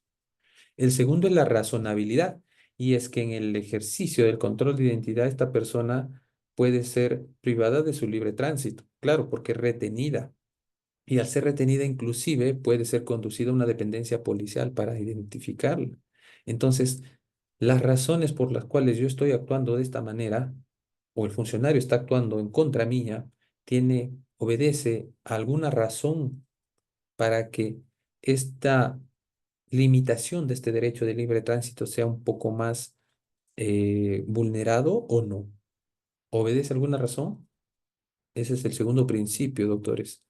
El tercer principio, el principio de proporcionalidad. Dependiendo del supuesto frente al cual estoy de control de identidad, es que yo limitaré este derecho. A eso obedece el principio de proporcionalidad. Y el respeto a la persona, doctores, justamente es el motivo por el cual surge este conocido denominado acta de constancia de buen trato o constancia de buen trato. Y es que el control de identidad, doctores, tiene un protocolo que fue publicado en el año 2018. Y en este protocolo se establece que el funcionario policial, en los casos de control de identidad, necesariamente tiene que realizar, cuando se realiza en la dependencia policial, necesariamente tiene que realizar una constancia de buen trato de esta persona. Pero en la práctica y la costumbre ha hecho que todos los funcionarios policiales en el día a día, ante cualquier intervención, realicen una constancia de buen trato. Pero nace justamente de este protocolo. Y es que, doctores, esto me conduce a mencionarles que en el año 2018 se publicó un compendio de protocolos en cuanto a la actuación policial, fiscal y del Poder Judicial, además de los defensores públicos. Pero si nos damos cuenta, el Código Procesal es uno de los cimientos de estos protocolos. Y si estos cimientos, como el Código Procesal, ha sufrido modificaciones, ¿acaso el protocolo no debió también ser actualizado? Y miren cuánto tiempo ha pasado y nuestros protocolos siguen desfasados.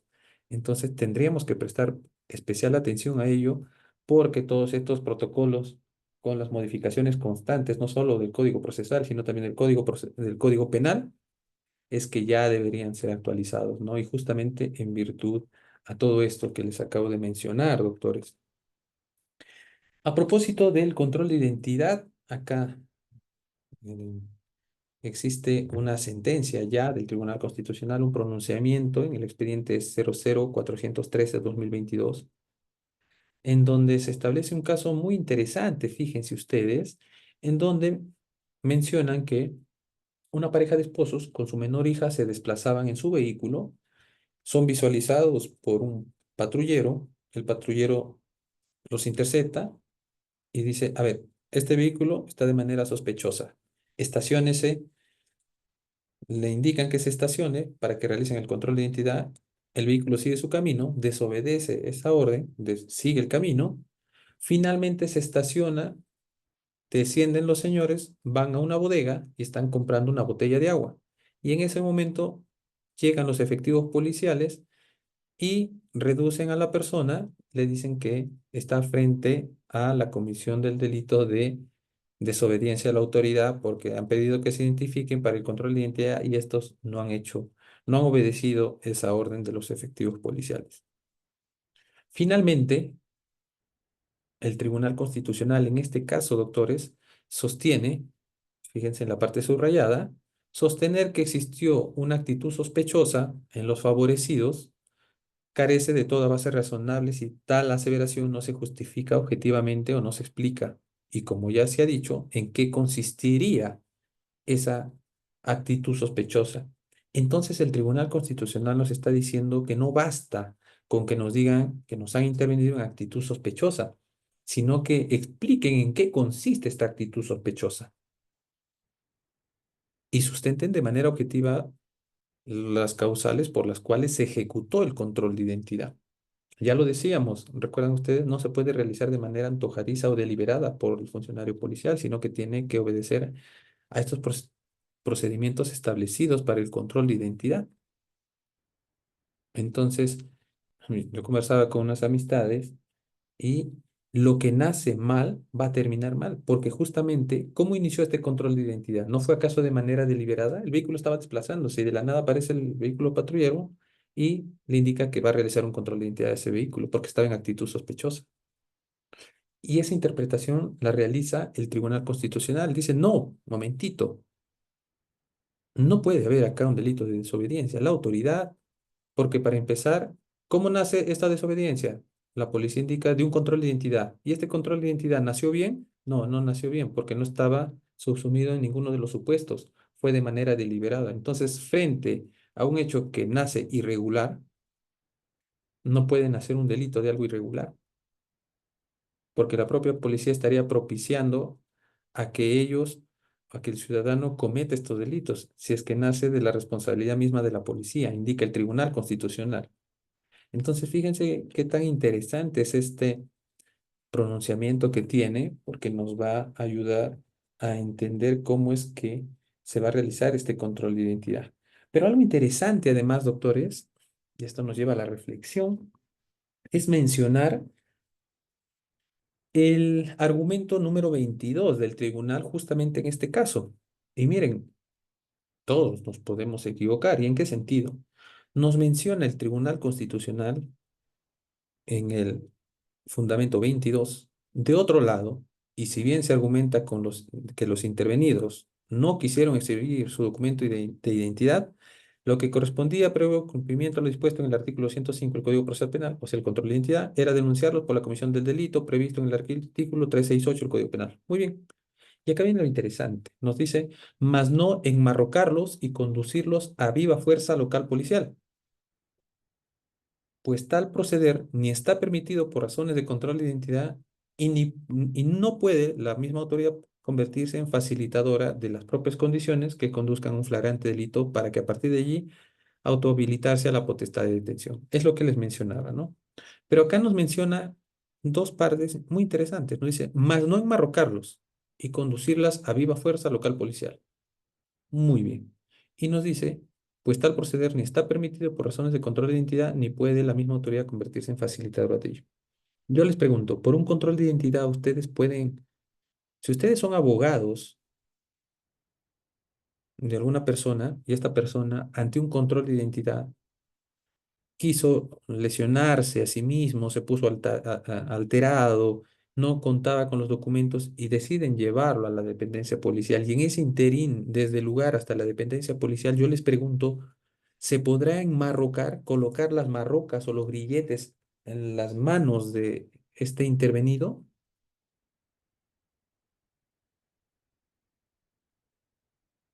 El Tribunal Constitucional menciona acá que no está permitido. Eso es lo que establece el Código Procesal, el Tribunal Constitucional. La doctora Lucero nos dice, no, no pueden marrocarse. Pero hay que prestar especial atención, doctores, a algo interesante, miren. Y es que a contrapuesta a esto, a este fundamento del tribunal, hay que tener en cuenta la ley, el decreto legislativo 1186 que regula el uso de la fuerza, miren. Porque en el artículo 3 nos dice el concepto de los medios de policía. Y en este concepto nos dice, fíjense, los medios de policía son las armas letales o no letales. Ah, muy bien. Ah, el doctor Dustin nos dice, pero Griet se coloca por motivo de seguridad, lesionarse el retenido, evitar la lesión o efectivo. Uy, tercera, perdón. Muchísimas gracias, doctor. Fíjense, justo apuntamos a eso. Entonces decíamos que los medios de policía son las armas letales, o sea, las que matan, y las no letales, las que no matan. Muy bien. Los no matan con uso adecuado. ¿Correcto, doctores? Muy bien. Los equipos, los accesorios y otros elementos de apoyo autorizados o proporcionados por el Estado que emplea el personal policial para enfrentar una amenaza o atentado contra la seguridad, el orden público, la integridad o la vida de las personas. Entonces, ¿los grilletes no es acaso un medio de policía? Muy bien. Partamos de ahí. Es un medio de policía. Sumado a esto, el artículo 3, pero del reglamento de este decreto legislativo que regula el uso de la fuerza, en el literal B, en cuanto a arresto, miren, menciona algo interesante. Es el acto de autoridad que permite aprehender a una persona. Miren, miren los supuestos. Con fines de identificación, retención, procedimiento administrativo e incluso por la supuesta comisión de un delito, pudiendo recurrir de manera compulsiva a ejercer control sobre esta, o sea, sobre la persona, empleando los medios de policía. Claro, debe estar basado en motivos legales, indica, y realizarse de manera profesional, competente y eficaz. Requisitos para el uso de la fuerza, sin afectar otros derechos fundamentales. Entonces yo les pregunto nuevamente, en este caso planteado, en donde esta persona está alterada, se trata de autolesionar, incluso puede lesionar a otra persona, si solamente se estaba realizando el control de identidad y no tenían los documentos ni nada que acredite ello, ¿podríamos utilizar entonces los grilletes? Les dejo allí la base normativa para que ustedes puedan confrontar esto y puedan ver uno de los fundamentos del Tribunal Constitucional en donde dice, no, no se puede. Puede que no hayan tenido en consideración este articulado del uso de la fuerza, pero hay que tener en cuenta que en qué fecha se expide esta sentencia del Tribunal Constitucional, porque miren, aquí este expediente del 2022 y ahí ya estaba vigente el decreto legislativo 1186 del uso de la fuerza. Entonces, fíjense que todos nos podemos equivocar en algún momento, todos nos podemos equivocar, ¿no? Pero esto nos conduce a ciertas reflexiones para entender y dar lectura analizando cada pronunciamiento de cualquier autoridad. Interesante, ¿no? Muy bien, continuamos, doctores. El tiempo apremia.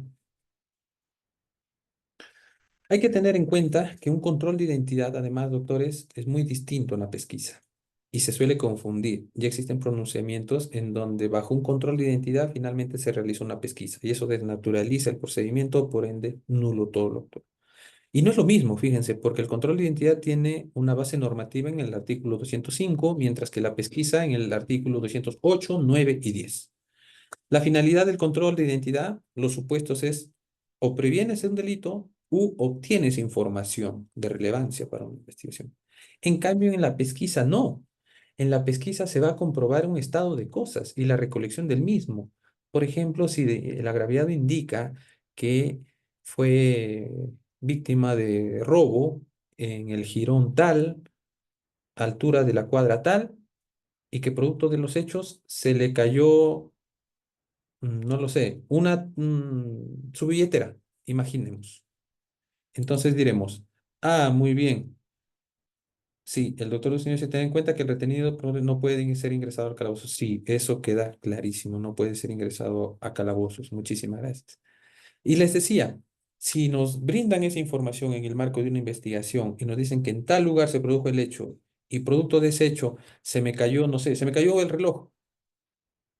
Es un ejemplo, doctores, no se me ocurrió. Entonces, tendremos que ir al lugar y veremos si el lugar tiene esas características o no. ¿Se están dando cuenta que estamos comprobando el estado de las cosas? O si yo digo, he sido víctima de agresión en el interior de un ambiente, de una entidad, y el ambiente tiene un escritorio, tiene una silla, tiene un cuadro no sé, de una laguna, de un lago, pero justo allí en una de las paredes quedó impregnada eh, la silueta de mi mano. Entonces, realizaremos una diligencia en donde comprobaremos el estado de estas cosas para ver si efectivamente ese ambiente tiene esas características, tiene esas particularidades y además si es que están esos vestigios que yo he mencionado. Y si es que están, los podemos recoger. Qué distinto es una pesquisa y un control de identidad, fíjense. En cuanto a las clases de control de identidad, se puede realizar en el lugar de intervención, menciona así, o en la dependencia policial. Mientras que la pesquisa, en cuanto a su clasificación, tiene inspecciones, retenciones y registros de personas. El control de identidad se puede realizar y no requiere autorización ni del fiscal ni del juez. En cambio, en la pesquisa, por sí, o también dando cuenta al fiscal o por orden de aquel, se puede realizar. Entonces, si somos abogados que trabajamos en el litigio, podemos basarnos en cualquiera de estos fundamentos para ver si se ha desnaturalizado o no algún acto de investigación. Porque si se ha desnaturalizado y no ha obedecido las reglas que cada uno de ellos tiene, evidentemente no será valorado tal cual, ¿no es cierto?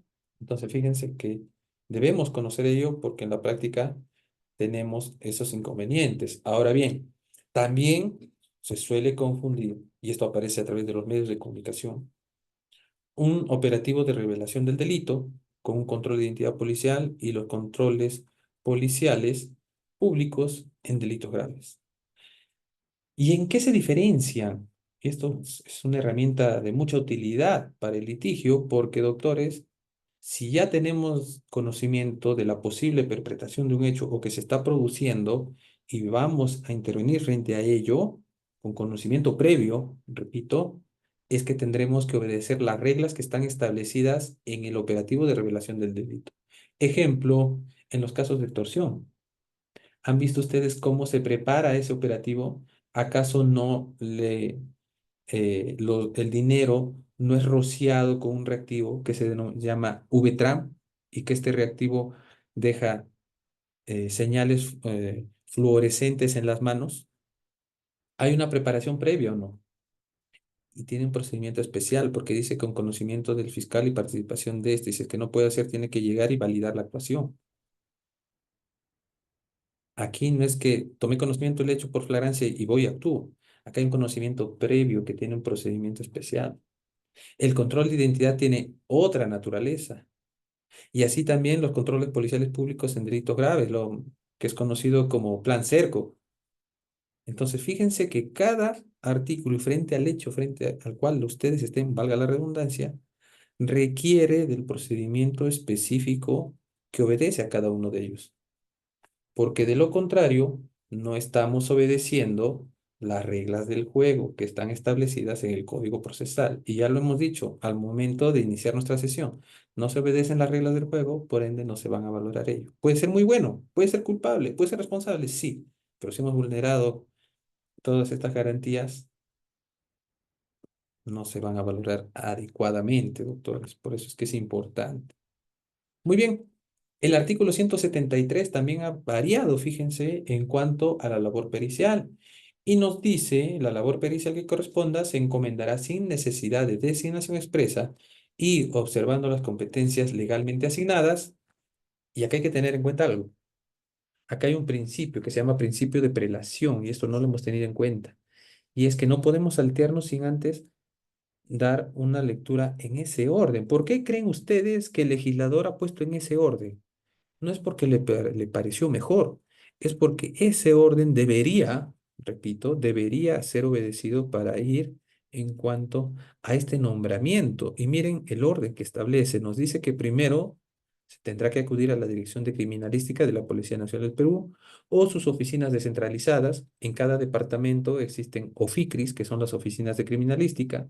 Después dice al Instituto de Medicina Legal y Ciencias Forenses. Ah, ya. Entonces, no tiene la DIRC, no tiene la OFICRI, puede ir a medicina legal. Muy bien. Y acá se ha agregado algo interesante. Al Sistema Nacional de Control. ¿Y quién es el Sistema Nacional de Control?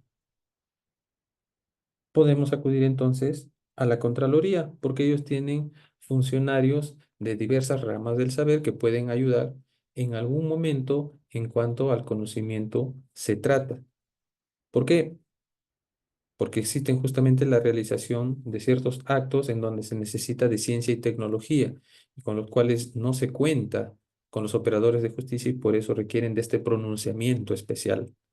Y además nos dice que se puede acudir a organismos del Estado que desarrollan labor científica o técnica en temas de su especialidad y campo funcional, las cuales prestarán auxilio gratuitamente, ¿no?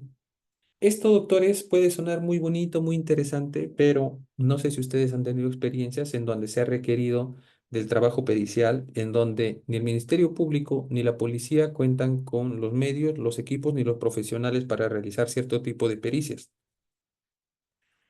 Y esto sí que trae bastantes problemas, porque ¿a quién acudimos?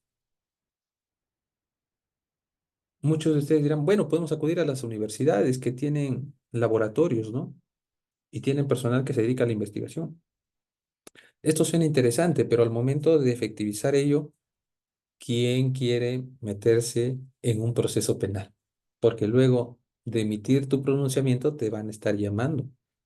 Entonces, alguien usted dirá, no, pero están en la obligación de prestar. Sí, eso suena interesante, pero al momento de efectivizar eso, claro, no, muchos de las entidades y sus funcionarios no optan por decir esto y prefieren decir, bueno, no tengo los equipos ni tengo el personal, ¿no? Y nos quedamos con información valiosa que no es procesada a través de la prueba pericial, del informe pericial. Por eso es que es importante todo esto, doctores. Una alternativa de solución frente a ello, no lo sé. Se me ocurre en estos momentos, pues, establecer convenios de cooperación y ayuda entre las instituciones para que de esta manera, cuando tengamos estos problemas, podamos ayudarnos entre sí. Son opciones que se me ocurren en este instante, pero requieren ser tratados. Así también, y esto es una parte muy confrontacional, si así se quiere denominar, porque el informe policial también ha variado y justamente esto traía al enfrentamiento de posturas entre la comunidad jurídica, ¿no? Decían, ¿cómo es posible que suceda esto? Y es que el artículo 332 en cuanto al informe policial, doctores, nos menciona que la policía, en todos los casos en que intervenga, elevará al fiscal un informe policial de la investigación preliminar, dentro del plazo otorgado por el representante del Ministerio Público bajo responsabilidad. Muy bien, De toda investigación preliminar en sede policial, porque ahora lo dice así, se tiene que elevar un informe. Muy bien, pero esto siempre lo he oído. Dicen, ¿para qué el informe si el informe no tiene valor probatorio? Pero estamos apuntando a una dirección equívoca. El informe no se va destinado, doctores, a que sea valorado probatoriamente, sino que el informe es aquel documento en el que se contiene, además, y se explica qué se ha realizado durante esta investigación preliminar y para qué, y el resultado del mismo. Por ejemplo, ahí diré que el arma de fuego que se incautó a Henry Blanco y que es materia del hecho de investigación, mediante oficio número tal, ha sido remitido a la Oficina de Criminalística para la pericia balística y no ha retornado hasta el momento. Ha pasado bastante tiempo, pero está allí. Con solo remitir el actuado, ¿el fiscal entenderá eso? No. Por eso justamente el informe va a explicar cada punto. En otro ítem diré, pues, señor fiscal, visto todos estos actos de investigación, es que me faltó tiempo para realizar estos otros actos que son de mucha ayuda. Necesito que usted realice el requerimiento, no, no lo sé, de intervención corporal, si así se requiere. Entonces se dan cuenta que el informe sirve justamente para conocer todos esos hechos y que no se ha estado utilizando y no se le ha dado ese entendimiento del porqué del informe. Claro, no tiene valor probatorio, pero ahí se va a explicar todo lo que falta, lo que se hizo y lo que se debería hacer. Así también se menciona que el informe policial remitido al titular de la acción penal es de carácter no vinculante, justamente porque lo que está allí no es necesariamente lo que va a decir el fiscal, porque él tiene su propia convicción luego del análisis jurídico que realice del mismo, porque ya lo hemos visto. Una puede ser la expectativa que tenemos todos nosotros, pero analizando cada considerando jurídico en cuanto al tipo penal es distinto, ¿no? Por eso es que necesariamente no tiene que ser vinculante. Y lo que se ha agregado es que el informe tiene que contener los antecedentes que motivaron su intervención, la relación de las diligencias, qué diligencias se han realizado, la precalificación de los delitos, es decir, desde, y fíjense que esta precalificación de los delitos no es eh, exclusivamente de la policía, porque como ya lo hemos visto, la policía toma conocimiento del hecho, puede precalificar, porque también tiene que hacer un razonamiento, ¿no? Decir, ah, ya, esta actividad es delito, por ende voy a intervenir y voy a detener. Y ese es un primer momento en el que se precalifica. Pero habíamos dicho que, tomado conocimiento la policía de este hecho, inmediatamente le comunica a su vez al fiscal y el fiscal dispone, en el caso de flagrancia, inmediatamente el inicio de investigación preliminar y allí va a calificar también el fiscal. Entonces, no es que el informe ha llevado una calificación únicamente de la policía, porque ya se cuenta con la disposición de inicio de investigación preliminar y además que durante todo el desarrollo de las diligencias el fiscal ha estado siempre allí. Entonces, no es que el policía va a calificar de manera unitaria, sola o antojadiza, sino que va a estar siempre acompañado del señor fiscal. ¿Y por qué? Porque ya hemos visto que las calificaciones es un trabajo muy requiere de bastante esfuerzo, si así se quiere denominar. No complejo, pero sí requiere de trabajo y conocimiento jurídico, ¿no? Además que él puede concluir en que se justifica o no continuar con la investigación o no. O sea, él puede recomendar, desde su óptica puede recomendar frente a ello, pero se recalca que este informe no es vinculante, doctores. Eso ha sido todo en cuanto a mi participación, estimados doctores. Nos quedan unos minutos. Y si es que tuvieran alguna interrogante respecto al mismo, yo quedo a su disposición para que el área académica nos brinde todas estas indicaciones. Muchísimas gracias por su atención, estimados doctores.